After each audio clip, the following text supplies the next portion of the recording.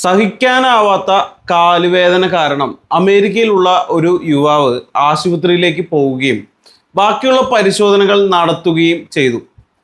പരാത അണുബാധയുള്ള യുവാവിൻ്റെ ഇരു കാലുകളിലെയും CT scan ദൃശ്യങ്ങൾ US ഡോക്ടറായ സാം ഗാഗി സമൂഹ മാധ്യമങ്ങളിൽ പങ്കുവച്ചു. ഇതെങ്ങനെയാണ് യുവാവിൻ്റെ ശരീരത്തിൽ എത്തിയതെന്നും, അതായത് ഈ ഒരു അണു എങ്ങനെയാണ് യുവാവിൻ്റെ ശരീരത്തിൽ എത്തിയതെന്നും, ഇന്ന് ലോകത്ത് ഏറ്റവും അധികം ആളുകൾ കഴിക്കുന്ന ഇറച്ചികൾ ഏതാണെന്നുമാണ് ഈ വീഡിയോയിൽ പറയുന്നത്. അതുപോലെ ഈ ഒരു ഇറച്ചി കഴിക്കുന്നതുകൊണ്ട് എന്തെങ്കിലും പ്രശ്നമുണ്ടാകുമോ എന്നും ഈ വീഡിയോയിൽ പറയാൻ ഉദ്ദേശിക്കുന്നുണ്ട്. ആദ്യം യുവാവിന് എന്താണ് സംഭവിച്ചതെന്ന് നമുക്ക് നോക്കാം. ഈ യുവാവിനെ തുടർന്നുള്ള പരിശോധനകൾക്ക് വിധേയമാക്കിയപ്പോൾ 1 മാസം മുമ്പ് പാകം ചെയ്യാത്ത പന്നിയിറച്ചി കഴിച്ചിരുന്നുവെന്ന് കണ്ടെത്തി. ഇതിൽ നിന്നാണ് യുവാവിന് പരാത അണുബാധ ഉണ്ടാകുമെന്ന് സാം ഗാഗി സമൂഹ മാധ്യമങ്ങളിൽ പങ്കുവച്ച കുറിപ്പിൽ പറയുന്നത്. പന്നികളിൽ കാണപ്പെടുന്ന ഈ നാടവിര ലാർവകൾ പന്നിയിറച്ചി പാകം ചെയ്യാതെ ഭക്ഷിക്കുമ്പോൾ മനുഷ്യ ശരീരത്തിനുള്ളിലേക്കും എത്തുന്നു. 12 ആഴ്ചയ്ക്കുള്ളിൽ ദഹനനാളത്തിനുള്ളിൽ ഈ ലാർവകൾ വളർച്ച പൂർത്തിയായ നാടവിരകളായി മാറും. ഈ വിരകൾ ദഹനനാളത്തിന്റെ ഭിത്തി തുളച്ച് രക്തത്തിലേക്ക് കലർന്നതോടെ ശരീരത്തിന്റെ പല ഭാഗങ്ങളിലേക്കും ഇത് വ്യാപിക്കും. ഇവ പ്രധാനമായും ആക്രമിക്കുന്നത് മസ്തിഷ്കം, കണ്ണുകൾ, അസ്ഥിപേശികൾ എന്നിവയെയാണ്. ചില ആളുകളിൽ ലാർവകൾ മസ്തിഷ്കത്തിലേക്ക് സഞ്ചരിക്കുകയും മസ്തിഷ്ക കോശങ്ങളിൽ പ്രശ്നങ്ങൾ ഉണ്ടാക്കുകയും ചെയ്യും. ഇത് തലവേദന, അപസ്മാരം, മറ്റ് ഗുരുതരമായ ന്യൂറോളജിക്കൽ പ്രശ്നങ്ങൾ എന്നിവയുണ്ടാക്കുമെന്നും പറയപ്പെടുന്നു. എങ്ങനെയാണ് യുവാവിനെ ഈ നാടവിര ബാധിച്ചതെന്ന് ചോദിച്ചു കഴിഞ്ഞാൽ അത് ഞാൻ നേരത്തെ പറഞ്ഞതുപോലെ പാകം ചെയ്യാത്ത ഇറച്ചി കഴിച്ചത് കാരണമാണ്. കൃത്യമായ രീതിയിൽ വൃത്തിയാക്കി ആവശ്യത്തിന് തണുപ്പിച്ച് ആവശ്യത്തിന് വേവിച്ച് കഴിക്കുന്ന പോർക്ക് ഇറച്ചിക്ക് യാതൊരു കുഴപ്പവും ഉണ്ടാകില്ല. ഇനി ലോകത്ത് ഏറ്റവും അധികം ആളുകൾ ഭക്ഷിക്കുന്ന ഇറച്ചി ഏതാണെന്ന് ചോദിച്ചാൽ ഗൂഗിളിനോട് തന്നെ ചോദിക്കാം. ഗൂഗിൾ പറയുക തീർച്ചയായും പന്നിയിറച്ചി എന്നാണ്. എന്നാൽ അത് പഴയ കണക്കാണ്. യഥാർത്ഥത്തിൽ ഏറ്റവും അധികം ആളുകൾ കഴിക്കുന്ന ഇറച്ചി കോഴിയിറച്ചിയാണ്. അവിടെ ഒരു ചെറിയ കൺഫ്യൂഷൻ ഉണ്ട് കേട്ടോ. പല ഡാറ്റകളിലും കോഴിയിറച്ചി എന്നും അതുപോലെ തന്നെ പന്നിയിറച്ചി എന്നും പറയുന്നുണ്ട്. പക്ഷെ കൂടുതലും ഞാൻ കണ്ടത് കോഴിയിറച്ചി എന്ന് തന്നെയാണ്. ഏകദേശം 36% ആളുകൾ കോഴിയിറച്ചി കഴിക്കുന്നുണ്ട്. അതിന് കാരണം കോഴികളെ വളർത്താനുള്ള ചെലവ് വളരെ കുറവാണ്.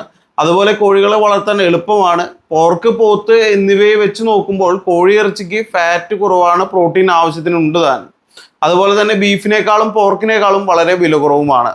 ഇനി ഈ ലോകത്ത് ഏറ്റവും അധികം ആളുകൾ കഴിക്കുന്ന രണ്ടാമത്തെ ഇറച്ചി എന്ന് പറയുന്നത് പോർക്ക് തന്നെയാണ്. മനുഷ്യൻ എന്നാണോ കൃഷി ചെയ്യാൻ തുടങ്ങിയത് അന്ന് ആ കാലം തൊട്ടേ പന്നികൾ നമ്മുടെ കൂടെ കൂടിയായിരുന്നു.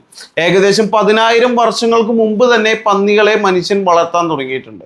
അതുപോലെ ഈജിപ്തിലെ കർഷകർ പന്നികളെ വളർത്തിയിരുന്നു. അവർക്ക് പക്ഷെ പന്നികളെ ഇഷ്ടമായിരുന്നില്ല. എന്നാൽ റോമാക്കാരും ഗ്രീക്കുകാരും പന്നികളെ നല്ല രീതിയിൽ ഭക്ഷിച്ചു എന്നുള്ള തെളിവുകളൊക്കെ ഉണ്ട്. പോർക്കിലും ആവശ്യത്തിന് ഫാറ്റും പ്രോട്ടീനുകളും വിറ്റാമിനുകളും മിനറൽസും എല്ലാം ഉണ്ട്.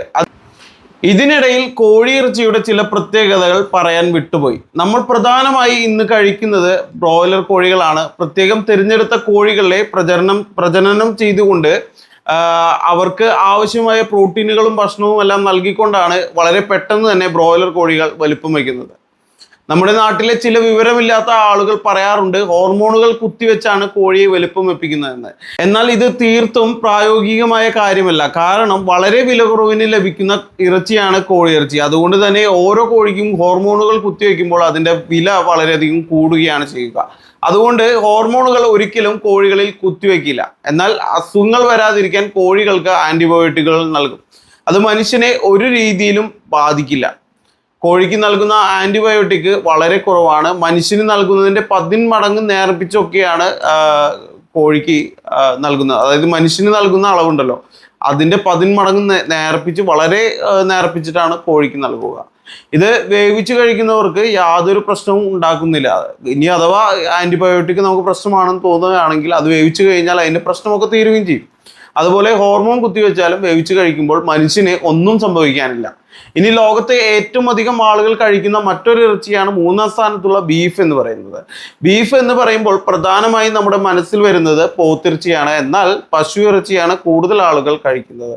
പശു, പോത്ത്, കാള, എരുമ ഇവയെല്ലാം മനുഷ്യൻ എന്നാണ് കൃഷി ആരംഭിച്ചത് അപ്പോൾ തൊട്ടേ മനുഷ്യന്റെ കൂടെയുള്ളതാണ്. പന്നിയുടെ കാര്യം പറഞ്ഞതുപോലെ അല്ലെങ്കിൽ അതുപോലെ തന്നെ ഏകദേശം 10,000 വർഷങ്ങൾക്ക് മുമ്പ് തന്നെ പാലിനും ഇറച്ചിക്കും ഒക്കെ ആയിട്ട് മനുഷ്യർ ഉപയോഗിക്കുന്ന ജീവികൾ തന്നെയാണ് ഇവരെല്ലാം. തൽക്കാലം ഇവയുടെ ഇറച്ചിയെ നമുക്ക് മൊത്തമായി ബീഫ് എന്ന് തന്നെ വിളിക്കാം. നേരത്തെ പോർക്കിന്റെ കാര്യം പറഞ്ഞതുപോലെ തന്നെ ഇവിടെ ഈജിപ്തുകാർ പശുവിനെ ഒരു പുണ്യമൃഗമായി കണ്ടിരുന്നത്. എന്നാൽ ഗ്രീക്കുകാരും റോമക്കാരും എല്ലാം ബീഫ് വളരെയധികം ഇഷ്ടപ്പെട്ടു. മധ്യകാലങ്ങളിൽ യൂറോപ്പിലെ വളരെ പ്രിയപ്പെട്ട ഇറച്ചി തന്നെയായിരുന്നു ബീഫ്. ആവശ്യത്തിന് കൊഴുപ്പും വിറ്റാമിനും പ്രോട്ടീനുകളും മിനറൽസും എല്ലാം ബീഫിലും അടങ്ങിയിട്ടുണ്ട്. നാലാമതായി ഏറ്റവും അധികം കഴിക്കുന്നത് മത്സ്യങ്ങൾ തന്നെയാണ്. ഇനി ഇവയിൽ ഏതാണ് നല്ലതെന്ന് ചോദിച്ചു കഴിഞ്ഞാൽ മത്സ്യം ഇതിലെല്ലാം കൂടി ഏതാണ് നല്ലതെന്ന് ചോദിച്ചു കഴിഞ്ഞാൽ കൃത്യമായ അളവിൽ കൃത്യമായി പാകം ചെയ്ത് വൃത്തിയാക്കി ഉണ്ടാക്കി കഴിച്ചാൽ നമുക്ക് എന്തും കഴിക്കാം. ഇവിടെ നമ്മൾ കഴിക്കുന്ന അളവാണ് പ്രധാനം. അതുപോലെ വെജിറ്റേറിയൻ ഭക്ഷണം കഴിക്കുന്ന ആളുകൾ കൂടുതൽ ആരോഗ്യവാന്മാരാകുമെന്ന് പറയുന്ന ആളുകളും ഇവിടെയുണ്ട്. അത് വെറും തെറ്റായിട്ടുള്ള ധാരണ മാത്രമാണ്. അതുപോലെ നോൺ വെജ് ഫുഡ് മാത്രം കഴിക്കുന്ന ആളുകളും അതായത് മറ്റ് വെജിറ്റേറിയൻ ഫുഡും മറ്റൊന്നും കഴിക്കാത്ത ആളുകളും മികച്ച ആളുകളാണെന്ന് പറഞ്ഞാൽ ശരിയല്ല.